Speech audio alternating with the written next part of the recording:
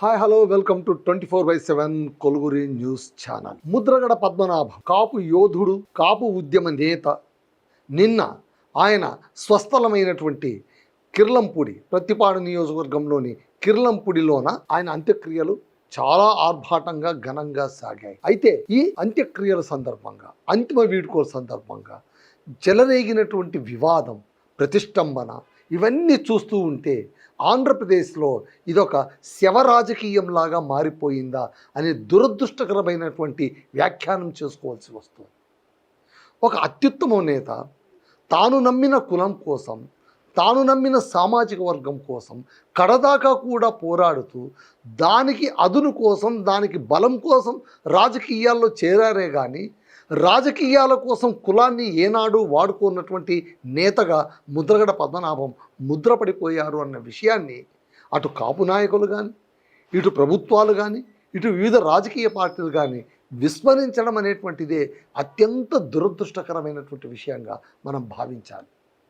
సరే, అతని జీవితంలో చాలా ఒడిదొడుకులు ఎదుర్కొన్నారు, ఎన్నో ఎత్తుపల్లాలను చూశారు. వాళ్ళ తాతగారు మునసబుగా వ్యవహరించారు, వాళ్ళ నాన్నగారు 1962-68 ఆయన ఎమ్మెల్యేగా కూడా రాజకీయ పదవుల్ని అధిష్ఠించారు. అంతో ఇంతో రాజకీయ నేపథ్యం ఉన్నటువంటి కులం, సామాజిక వర్గం, కుటుంబం, పైగా ముద్రగడ పద్మనాభం గారే స్వయంగా 4 సార్లు ఎమ్మెల్యేలు అయ్యారు, 2 సార్లు మంత్రి అయ్యారు, ఒకసారి ఎంపీ అయ్యారు. ఈ రాజకీయ ప్రస్థానానికి కూడా ఆలంబన, ఆధారం తన కులమే అని నమ్మినటువంటి ఏకైక రాజకీయ నాయకుడిగా మనం ముద్రగడ పద్మనాభాన్ని ఖచ్చితంగా గుర్తుంచుకోవచ్చు. అలాంటి ముద్రగడ పద్మనాభం ఏ సామాజిక వర్గం కోసమైతే పోరాడారో, ఏ కులం బాగుండాలని కలలు కన్నారో, ఏ కాపు సామాజిక వర్గానికి రిజర్వేషన్ కావాలని అనునిత్యం పోరాటంతోనే తన జీవితాన్ని గడిపేశారో అతనికి అంతిమ సంస్కారం ప్రశాంతంగా దక్కిందా అంటే ఇప్పుడు అదొక ప్రశ్నార్థకంగానే మారుతుంది. సొంత కుటుంబంలోని రాజకీయ విభేదాలు, 2-3 పార్టీలు, కుటుంబం విచ్ఛిన్నమైపోయింది, కుటుంబం విడిపోయింది, కూతురు దూరమైపోయింది, వాళ్ళు దూరమైపోయారు. ఈ విధమైనటువంటి మానసిక సంక్షోభంతో ఆ నేత ఎంతగా తల్లడిల్లిపోయాడో తలుచుకుంటేనే మనందరి గుండె బరువెక్కుతుంది. ఇక అసలు విషయానికి వస్తే, నిన్న ముద్రగడ పద్మనాభం గారిని కడచూపు చూసుకోవడం కోసం లక్షలాది మంది ప్రజలు తరలి వచ్చారు. ముఖ్యంగా కాపు సామాజిక వర్గం మొత్తం కూడా కదిలి వచ్చేసింది. అది ఆ నాయకుడికి ఉన్నటువంటి చరిష్మా, ఆ నాయకుడి పైన ఆ సామాజిక వర్గానికి ఉన్నటువంటి నమ్మకం అని మనం చెప్పుకోవాల్సి ఉంటుంది. అలాంటి ఉద్యమ నేత, కాపు ఉద్యమ నేత, అలాంటి కాపు యోధుడికి అంతిమ సంస్కారం దక్కవలసినంత సముచిత రీతిలో దక్కిందా అంటే అదొక పెద్ద క్వశ్చన్ మార్క్ లాగా. మరి ఇంతటి అనుమానాస్పదమైనటువంటి వీడ్కోలుకు ఎవరు బాధ్యులు, ఎవరు కారకులు? ప్రతి ఒక్కరూ కూడా అంతర్మదనం తమ ఆత్మను ప్రశ్నించుకోవాల్సిన సందర్భం కూడా ఇదే అని మనం గుర్తుంచుకోవాలి. ముద్రగడ పద్మనాభం గారి భౌతిక కాయాన్ని, అంటే ఆయన విడిపోయిన తర్వాత, వెళ్ళిపోయిన తర్వాత, ఆఖరి వీడ్కోలు పలికిన తర్వాత ఆయన భౌతిక కాయానికి ఎలాంటి సంస్కారం చేయాలో ఆయనే ముందుగానే నిర్ణయించుకొని వెళ్ళారు. అంతటి ధీరోధాత్తుని మనం ఎక్కడ చూసి ఉన్నాం.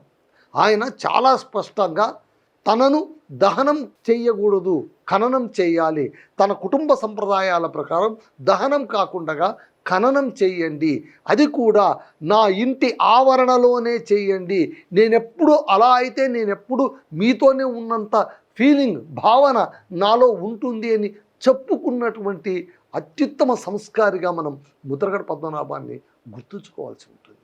ఆయన అది కోరారు.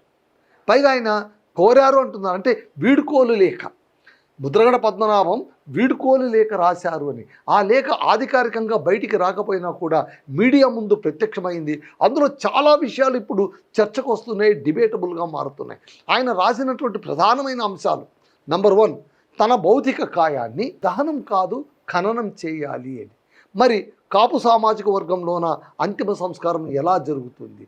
సాధారణంగా దహనం జరుగుతుంది అంటారు, అలాంటిది ఖననం చేయాలి అని ఆయన కోరుకున్నారు. అది నంబర్ 1 పాయింట్. సరే, ఎవరు ఎలా కోరుకుంటారో చివరి కోరికైనా ఖచ్చితంగా మన్నించి తీరాలి అనేటువంటిది మన హిందూ సంప్రదాయ గౌరవం. అది ఒక హిందూ సంప్రదాయమే కాదు, విశ్వావళిలో కూడా ప్రపంచమంతటా కూడా ఆఖరి కోరిక తీర్చడం అనేటువంటిది మన మానవీయతకు అది గుర్తుగా మనం భావించక తప్పదు. మరొక కోరిక ఆయన కోరింది ఏంటి? నేను మరణించాక నా భార్యకు పసుపు కుంకుమకు దూరం చేయడం, గాజులు తీసేయడం, ఇలాంటివన్నీ చేయొద్దండి. దగ్గరున్నప్పుడు ఎలా ఉన్నానో నేను దూరమైనా కూడా ఆమె అలాగే ఉండాలి, అది నా కోరిక. ఆమె నా సహచరి, ఇన్నాళ్ళు నాతో పాటు ఆమె అడుగులేసింది, కాబట్టి ఆమె కూడా పుని స్త్రీలాగానే ఉండాలి అని కోరుకున్నారు. చాలా అద్భుతమైన కోరిక. ఈరోజు రేపట్లోనే మనకు సాంస్కృతిక కట్టుబాట్లు కొంచెం లిబరలైజ్ అయిపోయాయి. ఎవరు కూడా ఇప్పుడు ఐచ్ఛిక భర్త పోయాక, వైధవ్యం ప్రాప్తించాక మళ్ళీ నువ్వు నుదుటి బొట్టు పెట్టుకోవాలా వద్దా, చేతికి గాజులు వేసుకోవాలా వద్దా, సిగలో పూలు ముడుచుకోవాలా వద్దా, కాళ్ళకు మట్టెలు ధరించాలా వద్దా అనేది కేవలం మీ వ్యక్తిగత అభిప్రాయానికి సంబంధించినవే తప్ప సామాజిక కట్టుబాట్లకు సంబంధించింది కాదు. ఒకానొక కాలంలోన అవి సామాజిక కట్టుబాట్లుగా మారి ఆ కట్టుబాట్లు కాస్త దురాచారాలుగా పరివర్తనం చెందాక వాటిపైన తిరుగుబాటు వచ్చాక ఇప్పుడు ఏమైపోయింది? మీ ఇష్టం, మీ ఇచ్చ ప్రకారం మీరు బతకొచ్చు అనేటువంటి స్థితికి హిందూ సాంప్రదాయం అంతా కూడా వచ్చింది. సో దాన్ని కాస్త పక్కన పెడితే ఆయన ఆశించినటువంటి రెండవ కోరిక ఏంటంటే తన భార్యను తాను వెళ్ళిపోయాక కూడా పునీతంగానే ఉంచాలి, ఆమెను అనవసరంగా పసుపు కుంకుమాలకు దూరం చేయొద్దండి అని కోరారు. ఆ తర్వాత మళ్ళీ ఇది లేఖలో ఉందో లేదో తెలియదు, కానీ ఇంకొక విషయం ఏంటంటే, ఉందో లేదో అని ఎందుకంటున్నా అంటే అధికారికంగా అఫీషియల్గా అది అనౌన్స్ కాలేదు కాబట్టి అక్కడ ఏముంది, నా అంతిమ సంస్కారాన్ని ప్రభుత్వ లాంఛనాలతో చెయ్యక్కర్లేదు. నా అంతిమ సంస్కారాన్ని ఒక సాధారణ వ్యక్తి మరణిస్తే ఎలా ఉంటుందో నా కుటుంబ సభ్యుల సమక్షంలోన వాళ్లకు మనస్ఫూర్తిగా నన్ను సాగనంపితే చాలు వారు అని తాను రాశారని అక్కడ తెలుస్తోంది. ఎందుకు ఆయన అధికారిక లాంఛనాలు వద్దన్నారు? ఎలాంటి వారైనా అధికారిక లాంఛనాలు కోరుకుంటారు కదా. పైగా అతను ఎమ్మెల్యేగా చేశాడు, ఎంపీగా చేశారు, మంత్రిగా కూడా చేశారు, ప్రభుత్వ యంత్రాంగంలోన ఆయన ప్రభుత్వ రాజకీయ అధికారిగా పనిచేశారు, పైగా ఒక గొప్ప సామాజిక ఉద్యమానికి అధినేతగా కూడా వ్యవహరించారు. మరి అలాంటి అత్యున్నతమైనటువంటి శిఖరాలు అధిరోహించిన వ్యక్తికి అధికారిక లాంఛనాలు వద్దని ఎందుకు అన్నారు ఆయన అంటే, మరి ఆయన దానికి ఆయన సపోర్ట్ చేసుకుంటున్నటువంటి కామెంట్స్ బయటకు వచ్చినవి ఏంటంటే, నేను బతికున్నప్పుడు నన్ను అన్ని విధాలుగా ఇబ్బంది పెట్టి బాధ పెట్టినటువంటి ఈ ప్రభుత్వానికి నన్ను అధికారికంగా పంపాల్సిన అవసరమేమీ లేదు అని ఆయన చెప్పుకోవడం ఇక్కడ గమనార్హం. ఆ తర్వాత ఇంకోటి ఏంటంటే, కడచూపుకు తన కూతుర్ని కూడా రానక్కర్లేదని చెప్పారట. అది రాయలేదు కానీ చెప్పారు అని అంటారు. సరే, కూతురుకు ఈయనకు మధ్య విభేదాలు ఉన్నాయి, అగాధం పెరిగిపోయింది. దానికి కారణం కూడా రాజకీయాలే కావడం నిజంగా దురదృష్టం. ఏదో వ్యక్తిగత సమస్యల వలన, కుటుంబ కలహాల వలన తండ్రి కూతురు విడిపోయారంటే తర్వాత వాళ్ళు కలుసుకోవడానికి ఎప్పటికైనా అవకాశం ఉంటుంది. కానీ ఇక్కడ రాజకీయంగా విడిపోయారు, వాళ్ళు రాజకీయంగా విభేదించారు. తనను కాదని ఆమె జనసేనకు వెళ్ళిపోయింది. కాపు సామాజిక వర్గానికి మేలు జరుగుతుందని చెప్పి ఆమె వెళ్ళిపోయారు. జనసేన మాత్రమే కాపు సామాజిక వర్గంలో ఉన్న వారికి అత్యున్నతమైన పదవులు ఇస్తారు అని చెప్పి ఆమె వెళ్ళిపోయారు. సరే, అది రాజకీయ పరమైనటువంటి పరిణామ క్రమం. ఈరోజు రేపట్లోన మీరు రెండు తెలుగు రాష్ట్రాల్లో ఎక్కడ చూసినా కూడా మీకు ఈ పరిణామ క్రమాలే కనిపిస్తాయి. అంతేందుకు తెలంగాణలోన కేసీఆర్ కుటుంబం నుంచి, బీఆర్ఎస్ పార్టీ నుంచి కల్వకుంట్ల కవిత ఆవిడ బయటికి వెళ్ళిపోయారు. బయటికి వెళ్ళిపోయి తాను ఒక సొంత కుంపటి పెట్టుకున్నారు, తాను ఒక సొంత పార్టీ పెట్టుకున్నారు. ఇవాళ రేపు మళ్ళీ ఆమె ఏ పార్టీతో పొత్తుతో వెళతారు అనేటువంటిది రాజకీయపరమైనటువంటి ఆలోచన. కానీ ఆమె తండ్రితో విభేదించి వెళ్ళలేదు. ఇప్పటికీ కూడా తండ్రికి ఆమె మద్దతు పలుకుతూనే ఉన్నారు, తండ్రికి ఆమె ప్రశంసిస్తూనే ఉన్నారు, తండ్రికి అవమానం జరగకూడదని ఆమె ఆక్షేపిస్తూనే ఉన్నారు. ఇది ఇక్కడి సందర్భం. అయితే ఆంధ్రప్రదేశ్లోన ఇప్పుడు వైఎస్ఆర్సీపీ చూడండి, జగన్మోహన్ రెడ్డి గారు, వైఎస్ రాజశేఖర రెడ్డి గారు మరణానంతరం ఆయన దివంగతులైన తర్వాత ఆ కుటుంబంలో కూడా విభేదాలు తలెత్తాయి. ఆయన ముద్దుల కూతురు షర్మిల ఆమె బయటికి వెళ్ళిపోయారు. బయటికి వెళ్ళిపోయి తెలంగాణలోన ఆమె పార్టీ పెట్టుకున్నారు. సొంత కుంపటి పెట్టుకున్నారు. ఆ తర్వాత కాంగ్రెస్తో కలిసిపోయారు. ఆ తర్వాత ఇప్పుడు ఆంధ్రప్రదేశ్ కాంగ్రెస్ పార్టీ అధ్యక్షురాలిగా వ్యవహరిస్తూ ఉన్నారు. అది రాజకీయమై ఉండొచ్చు. కానీ ఇక్కడ మళ్ళీ ముద్రగడ పద్మనాభంకు ఆయన కూతురుకు మధ్య ఈ వైరుధ్యం ఎందుకు అంత తీవ్ర స్థాయిలో వెళ్ళిపోయిందంటే అది కేవలం రాజకీయమైనటువంటి విభేదం మాత్రమే కాదు, అక్కడ వైయక్తికమైనటువంటి కలహాలు కూడా చోటు చేసుకున్నాయి. ఇదే ముద్రగడ పద్మనాభం గారు ఒక వీడియో రిలీజ్ చేశారు. ఆ వీడియో గతంలోన అందులో ఏమని ఉంది, నా కూతురు నన్ను అమానవీయంగా చూసింది అని స్వయంగా ఆయనే చెప్పుకున్న దుస్థితి. హైదరాబాదులో తన భార్యకు క్యాన్సర్ చికిత్స కోసం ఆసుపత్రికి వచ్చి అక్కడ సర్జరీ అయిన తర్వాత కీమోథెరపీ కోసం ఒక 10 రోజులు ఆగాలి అని డాక్టర్ చెప్పినప్పుడు కూతురు దగ్గరికి వద్దామని వస్తే ఆమె 5 నిమిషాలు కూడా మీరు మా ఇంట్లో ఉండక్కర్లేదు అని తోసేశారు. ఇలాంటి కూతురా ఈవిడ నన్ను చూసుకునేది అని ఆయన ఆవేదన వ్యక్తం చేసిన వీడియో ఉంది. మరి ఆ వైరుధ్యం కూడా మంట వేసి ఉండదు. పైగా ఆయన వెళ్తూ నా కూతురు నా శవాన్ని కూడా చూడడానికి వీల్లేదు అని నిర్దేశించి వెళ్ళిపోయారు అని అంటున్నారు. పైగా ఆవిడ ముద్రగడ పద్మనాభంతో విభేదించడమే కాకుండా సరే తాను వేరొక రాజకీయ పక్షంలో చేరిపోయింది, తప్పేమీ కాదు. ఎవరి సిద్ధాంతాలు వారివి, ఎవరి రాజకీయ ఎదుగుదల వారిది, వెళ్ళడం ఏమాత్రం తప్పు కాదు. ఇది అభ్యంతరకరమైనటువంటి విషయం కానే కాదు. తండ్రిని ఎదిరించి వేరే పాటలు పోవడం అనేటువంటిది అది అరాచకమేం కాదు, సర్వసాధారణం. అయితే అక్కడ ఆ క్యాంపులో ఉండి జనసేన పార్టీలో ఉండి ఆవిడ ముద్రగడ పద్మనాభం పైన దురుసుగా చేసినటువంటి వ్యాఖ్యలు అవి నిలబడిపోయాయి. అందుకే మనం అందరం గుర్తుంచుకోవాల్సింది ఏంటంటే సందర్భాలు వస్తాయి పోతాయి, పార్టీలు వస్తాయి పోతాయి. ఒక పార్టీ అధికారంలో రావచ్చు, ఇంకొక పార్టీ ప్రతిపక్షంలో ఉండొచ్చు. ఎవరు ఎంతగా ప్రయత్నించినా, ఎవరు ఎన్ని రాజకీయాలు చేసినా అధికారంలోకి వచ్చేది ఒకే పార్టీ లేదా ఒకే కూటమి అంతే. అందరూ వచ్చి అధికారాలు చేజిక్కించుకోలేరు కదా. మళ్ళీ 5 ఏళ్ల దాకా ఎదురు చూడాల్సిందే కదా, దానికోసం నిరీక్షించాల్సిందే కదా. అలాంటప్పుడు ఆ ఉత్తి పుణ్యానికి మాటల్ని ఎందుకు దుబారాగా వాడటం, అది ఇక్కడ మనకు చాలా ప్రతిష్టంభనలాగా కనిపిస్తోంది. సో ముద్రగడ పద్మనాభం కూతురు క్రాంతి ఆమె జనసేన పక్షాన నిలబడి తన తండ్రిని అన్న మాటలే ఇవాళ ఆమె మెడకు చుట్టుకున్నాయా అని మనం ఆలోచించక తప్పదు. అందుకే నిన్న ఆవిడ కొనచూపు కోసం చూడ్డానికి వచ్చినప్పుడు కార్యకర్తలు అడ్డుకున్నారు, కుటుంబ సభ్యులు అడ్డుకున్నారు, సాక్షాత్తు కన్న తల్లే నువ్వు రానక్కర్లేదని చెప్పారు. చూశారు ఎంత దురదృష్టకరమైన పరిస్థితి. కన్న తండ్రిని కడచూపు చూసుకోవడానికి కూడా ఇన్ని అవాంతరాలు, ఇన్ని ఇబ్బందులు అంటే మనం ఎక్కడ ఉన్నాం, మనం ఏ స్థితిలో ఉన్నాం? సో ఇది ఖచ్చితంగా ఆమె క్రాంతి గారు తమ మానసిక విశ్లేషణ చేసుకోవాల్సిన సందర్భం కూడా. ఓకే, ఇప్పుడు జనసేన కావచ్చు, అధికార పక్షం కావచ్చు, నానా మాటలు చెప్తున్నారు, అవి యూట్యూబ్లు కూడా వచ్చేస్తున్నాయి. ఏంటి ఇదంతా కూడా జగన్మోహన్ రెడ్డి చేస్తున్నటువంటి రాజకీయ కుట్ర, ఆయన కానీయకుండా చేశారు. Ambati Rambabu guard of honour ఇవ్వడానికి వచ్చినటువంటి పోలీసులు తోసేశారు. అరే ఆయన స్వయాన ముద్రగడ పద్మనాభం నాకు అక్కర్లేదు, అధికారిక లాంఛనాలు నాకు అక్కర్లేదని తెగేసి చెప్పిన తర్వాత మళ్ళీ ప్రభుత్వం పట్టుబట్టి లేదు మేము అధికార లాంఛనాలు ఇచ్చి తీరుతాం అంటే అది ఆ కాపు నాయకుడి పైన ఉన్నటువంటి అభిమానమా, గౌరవమా, లేదా అంతర్గతమైన రాజకీయ లబ్ధ?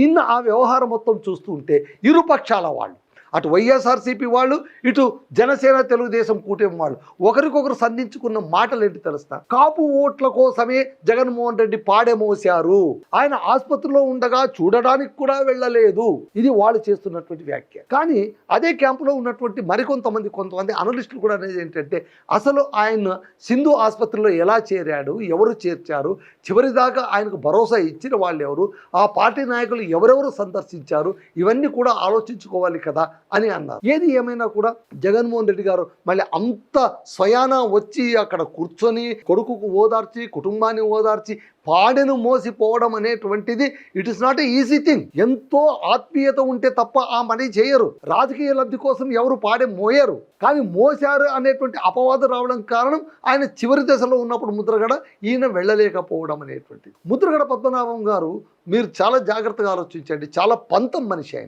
ఆయన చివరి దాకా కూడా పట్టుదల ఉన్నటువంటి వ్యక్తి.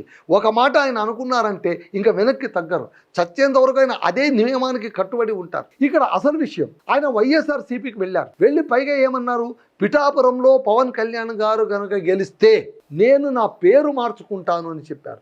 ఎవరైనా భీషణ ప్రతిజ్ఞలు చేస్తూ ఉంటారు, అవన్నీ నిజం కానక్కర్లేదు కదా. కానీ ఆయన పిఠాపురంలోన పవన్ కళ్యాణ్ గారు గెలిచిన తర్వాత తన పేరు మార్చుకున్నారు, పద్మనాభ రెడ్డి అని మార్చుకున్నారు. తన అస్తిత్వానికి, తన జీవికకు చిహ్నమైనటువంటి కాపు అనేటువంటి పేరునే ఆ పేరు నుంచి పక్కకు తప్పించేశారు. దాన్ని కూడా కులస్తులు ఎవరు పట్టించుకోలేదు. ఆ సామాజిక వర్గంలో నాయకులు కూడా దీన్ని చాలా సహృదయతో అర్థం చేసుకున్నారు. దాసరి రాము ఒక ఛానల్లో మాట్లాడుతున్నారు, అబ్బే మనం అలా అనకూడదండి, ఆయన చాలా పెద్ద మనిషి అండి, ఆయన కాపు జాతికే ఆయన పెద్ద దిక్కండి అని వాళ్ళు చాలా వాళ్ళ తలకెత్తుకున్నారు, గుడ్డెకు హత్తుకున్నారు. అది వేరే మాట. ఇక్కడ పేరైతే మార్చుకొని తన పట్టుదలేంటో ఆయన చెప్పుకున్నారు, నిరూపించుకున్నారు. అలాగే చాలా సందర్భంలో కూడా ఆయన అసలు తాను ఎంత మొండి మనిషో పదే చెప్పుకుంటూ వచ్చారు, తాను ప్రదర్శిస్తూ కూడా వచ్చారు. అయితే ఇప్పుడు ఇంతమంది ఇన్ని మాటలు మాట్లాడుతున్నారు, వైఎస్ఆర్సీపీకి వెళ్ళిపోయాడని అందరూ అంటున్నారు కదా, దీనిపైన ఎంత పెద్ద రాజకీయమైనటువంటి ఒక కథనం మనకు ప్రచారంలో ఉందో తెలుస్తున్నా. వాస్తవానికి ముద్రగడ పద్మనాభం అదాటున వైఎస్ఆర్సీపీకి వెళ్ళిపోలేదు. ఆయన మొట్టమొదట ఆయన్ను తమ పార్టీలో ఆహ్వానించడానికి ఇరు పార్టీలు ప్రయత్నించాయి. ఒకటి బీజేపీ, రెండవది జనసేన. బీజేపీలోన నేషనల్ హైకమాండ్ అథారిటీ అంటే కేంద్ర స్థాయిలో ఉన్నటువంటి నాయకులు, బీజేపీ పార్టీ కేంద్ర స్థాయి నాయకుల ఆదేశం మేరకు కొంతమంది స్థానిక నాయకులు వచ్చి ముద్రగడ పద్మనాభంని పదే అర్థించారు. మీరు రండి, మీకు రాజకీయ పదవి ఉంటుంది, మీకు రాజకీయ భవిష్యత్తు ఉంటుంది, మీరు చెప్పినవన్నీ మేము ఆనర్ చేస్తాం, రండి అని కూడా ఆహ్వానించారు. అదే సమయంలోన జనసేనకు సంబంధించిన వాళ్ళు కూడా వచ్చారు. వచ్చి మీరు రావాలి, ఇది కాపు సామాజిక వర్గానికి సంబంధించింది కాబట్టి మన కాపు ఉద్యమం స్థిరపడాలంటే, మనకు రిజర్వేషన్ దక్కాలి అంటే ఖచ్చితంగా రాజకీయమైనటువంటి ఉద్యమం చేయక తప్పదు. అందుకు ఇది కూడా ఒక చక్కని వేదిక, మీరు రావాలి, ఒక కాపు ఉద్యమ నేతగా మీరు రావాలి అంటే అప్పుడు ఆయన ఆలోచించారు. అదే సమయంలో వైఎస్ఆర్సీపీ నుంచి కూడా ఆయనకు ఆహ్వానం అందింది, మీరు రండి, వస్తే మీకు ఎంపీ సీట్ ఇస్తాం, పైగా మీరు ఎన్నికల ఖర్చు కూడా మేము భరిస్తామని కూడా చెప్పారట. అది కూడా ప్రచారంలో ఉంది. ఇలా 3 పార్టీల ఆహ్వానం పలికినప్పుడు ఆయన అందుకున్న ఆహ్వానం దేవుడిది తెలుస్తా, జనసేనది. జనసేనకు వెళ్ళడానికి ఆయన సిద్ధపడ్డాడు. కారణం ఏంటంటే తన సామాజిక వర్గం వాళ్ళందరూ అక్కడ ఉన్నారంటున్నారు. తన సామాజిక వర్గానికి సంబంధించిన పవన్ కళ్యాణ్ ఆ పార్టీని స్థాపించారని.